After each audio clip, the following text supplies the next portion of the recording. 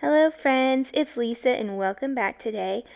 I have two cards that I wanted to show you. I'm using a product that I just got. I kickstarted it. If you don't know what Kickstarter is, it's a place you can go and support products and help them get made. So I kickstarted these Chameleon fine line pens, which are like the Chameleon markers where you take the top off and you can merge colors. So that's what I'm doing here is I'm taking the top off of one, putting it on another, and then when I scribble it out, it goes from the top color to the marker color. So you can get some really cool ombres like that. When I bought these, I thought, and this is probably on me that I didn't look more closely, I thought that these were alcohol-based pens. They're actually water-based pens. So there's some challenges that they're just different than I thought. So I'm not going to do a whole review on them because it's really more up to you if you think that you'll use them or not.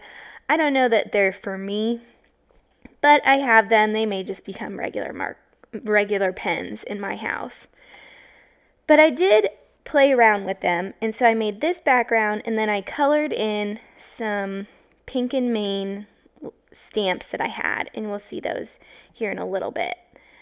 And I wanted to make them into cards. So this first one, I'm using the Versamark ink pad in Onyx Black to stamp out this really cool stamp, and I forget the stamp company's names, but the stamp is called Hymn Blocks, and there's 6 different blocks of text that have hymn lyrics in it. So this is one of my all-time favorite hymns, and it's What a Friend We Have in Jesus. And so I really just liked the style, and I love the song, so the stamp is just so much fun. And I thought this will be a perfect way to use this stamp because it's such a big statement piece that you don't want a whole lot else going on. I did add some embossing powder. This is the clear embossing powder from Gina K. I've been using it. I ran out of my Ranger clear embossing powder. Used it all up, so I've been trying the Gina K one, and I've liked it really well. So props to that. I have not bought all the different clear embossing powders and tried all of them, but the two that I have tried, the Ranger and the Gina K, have worked really well. So I just have a coffee filter that I keep with it, and sorry if you hear sirens in the background. I live near a EMS station, emergency medical services, where they have ambulance come out. Anyway, but we're going to keep going.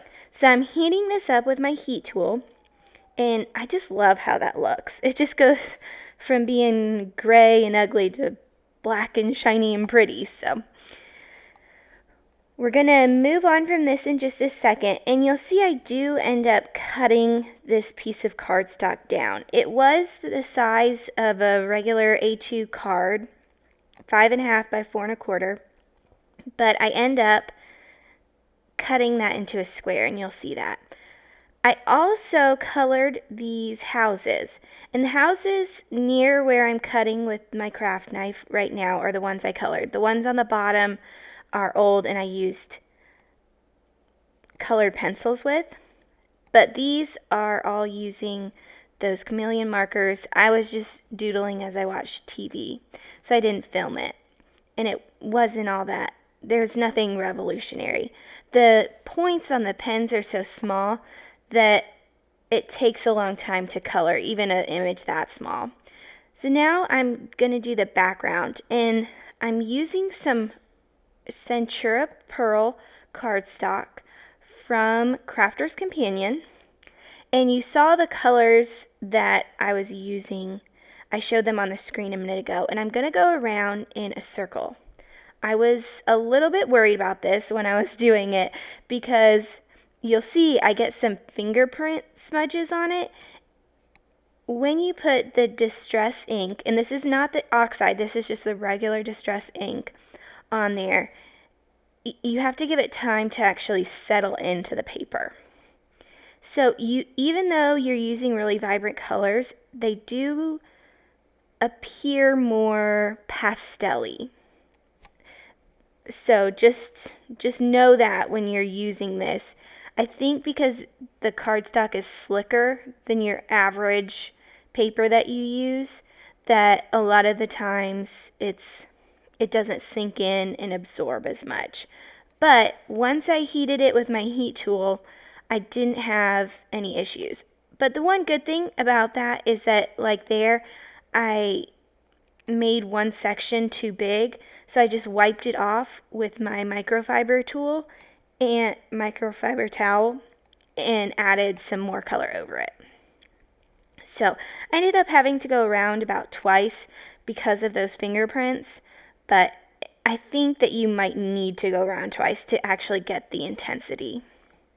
So I'm going to sit that aside for just a minute, and then I'll heat it with my heat tool. And there I am, heating it with my heat tool, like magic.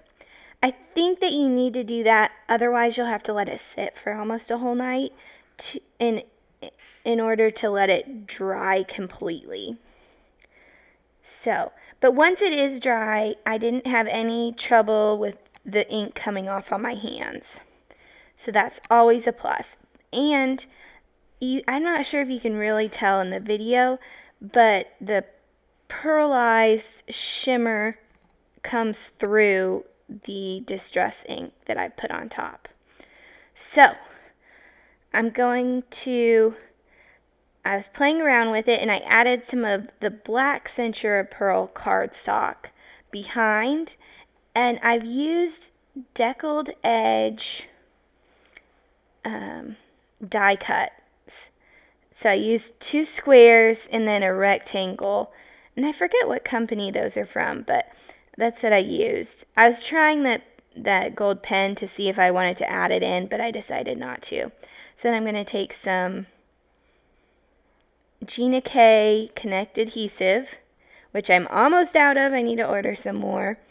And I'm going to stick that down onto my cardstock, trying to center it up.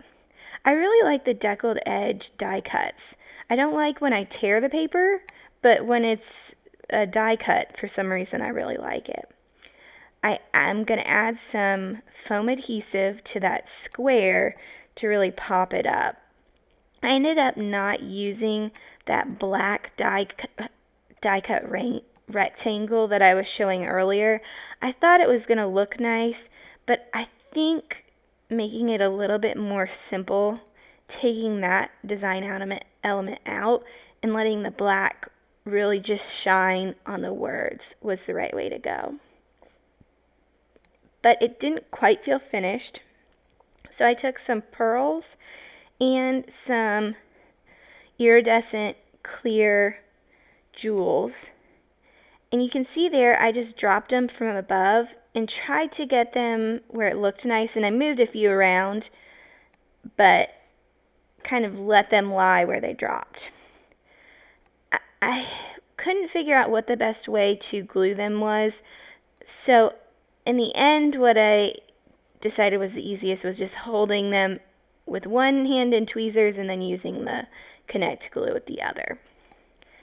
I tried a lot of different ways to figure out how to lay out the houses for a card.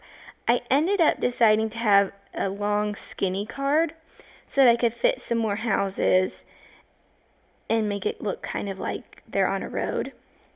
So I took this piece of Gina K cardstock, I think it's sky blue or something, one of the light blue cardstocks that she has, which if you've noticed I've used quite a lot of. I need to order some more, and I really like it.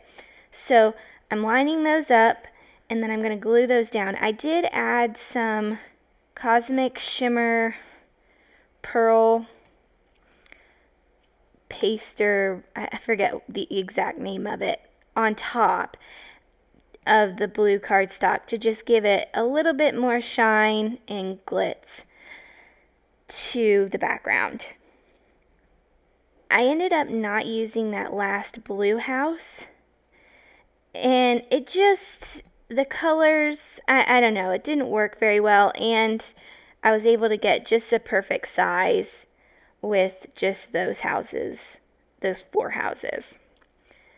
But it didn't feel quite finished, so I decided to create some clouds, and I used those same pearl jewels that I used on the other card, but I just stuck them down to look like clouds that are flying away. So I put on the left hand side, I made it a little bit bigger and then had kind of a trailing end to it. And I put them throughout the card, throughout the sky of the card, to just make it look like there were clouds all over. And it's really cute. It's a really cute element. So then I took that deckled edge square and cut along the top of this green paper, also a Gina K paper, and I'm going to add a little bit of the mauve blonde just to the top. I felt like it was a nice, it looked like grass, but it looked like far away grass using that deckled edge.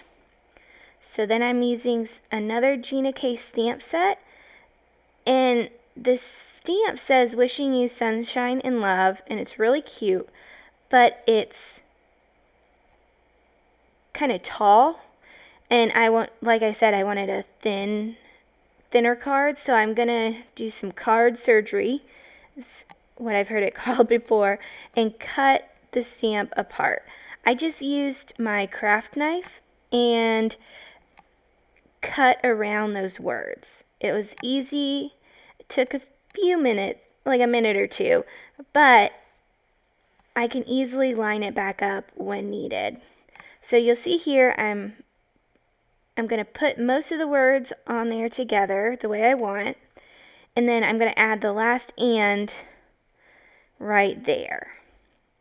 So now it's perfect, and all I have to do is stamp, and I'm going to use the embossing ink pad from Versamark, as well as some white Ranger embossing powder. I felt like the white kept with the flow and feel of the card. I felt like black would have just been a little bit harsh. Then I'm going to glue down with the Gina K Connect glue.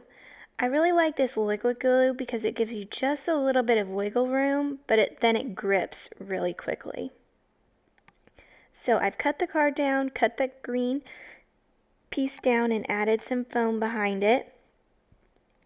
I'm trimming just a little bit because the white card was peeking through just on that side.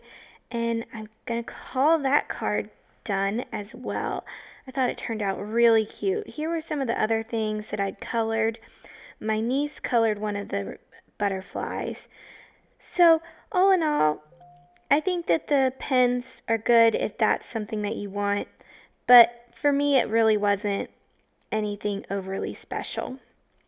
I did want to let you guys know that I have a Facebook group that I haven't opened up yet. I'm waiting for a few more people to join, but it's going to be a really awesome Facebook group with a lot of cool paper crafting stuff. So if you're interested, I'm going to put the link down below.